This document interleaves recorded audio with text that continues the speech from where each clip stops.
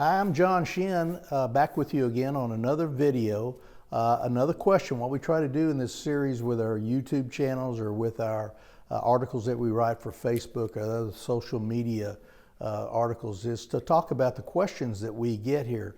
All day, every day, we're having questions that come into us from all over the United States, and we try to answer those more common questions for you here on these videos here, especially on the YouTube channel. But most of the answers that we get come straight from the Medicare and You booklet 2020. And a lot of folks that are watching this video today, you've received your copy usually in December. And it's not the most fun thing to read, that's for sure.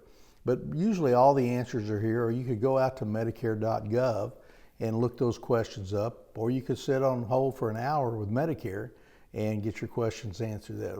So what we like to do is to make sure that we know where most of the questions are that you might ask us. But another question that comes into us a lot, and if you watch our YouTube video channel, especially on Medicare, you'll see us trying to answer these questions for you in a way that we try to make it simple and easy for you to understand. But a question that we get all the time are, what are your choices when you're looking at picking out Medicare? And this question is usually most important for people who are just coming into Medicare, aging in, turning age 65, which are millions of people. You've heard about all the numbers of people. In fact, the numbers the last time I saw was around $10,000 per day. 10,000 people per day. So there are 10,000 people every day. That's a common figure that we all hear about and know about. So all of these folks have questions, of course, and most people do their own research, but they still want to meet with an agent and make sure that they're choosing the right plan. So that's one of the things we attempt to do here with this. So what are your choices? Well, when you first start into Medicare, you're going to get one choice to start with, Part A and Part B of original Medicare. So you'll start right there. And then once you join Medicare, once you become a beneficiary by applying for Medicare, and you do that at socialsecurity.gov, or you can go to Medicare and You, Medicare.gov, and it'll lead you back over to how to enroll. Or you could call an agent that specializes in this, or call Medicare and let them know that you're eligible, and you'll apply for Part A and Part B of Medicare, and then you'll start there. So one choice for you would be to just keep your original Medicare Part A and Part B.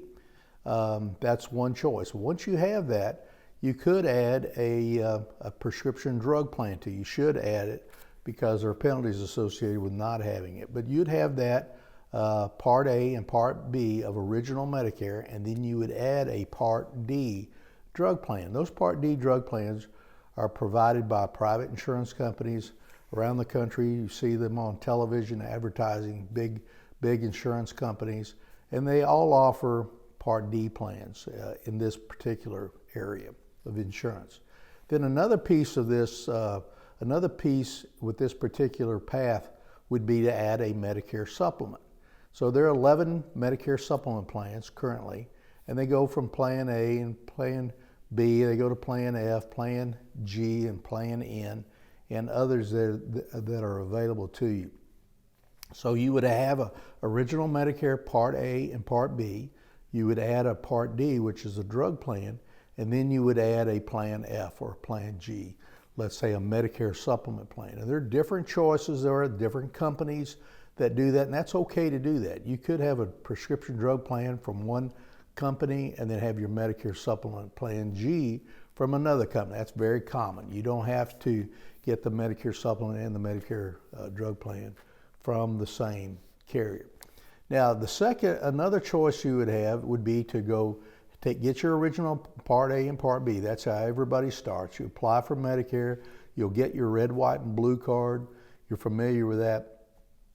And then you take that red, white, and blue card, and you have to have that to apply for Part C. So you would do that, and then you'd have your Part C options, which most of the time include prescription drugs. They also have other benefits that you can add to that. So it's a little different than your original Medicare Part A and Part B. But the Part C plans are designed to be at least as good as what you'd have with Part A and B. And then usually they have other things in their benefits that you would not have with just original Medicare Part A and B. But there are a lot of people that go both ways, but you're going to all start out coming into original Medicare Part A and Part B, and then you'll either add to that or you'll go to a Medicare Part C. So it's a complex question, but I hope you understand that. I hope that makes it a little simpler for you. And thank you for watching the video today, and keep an eye out for the next video in this series.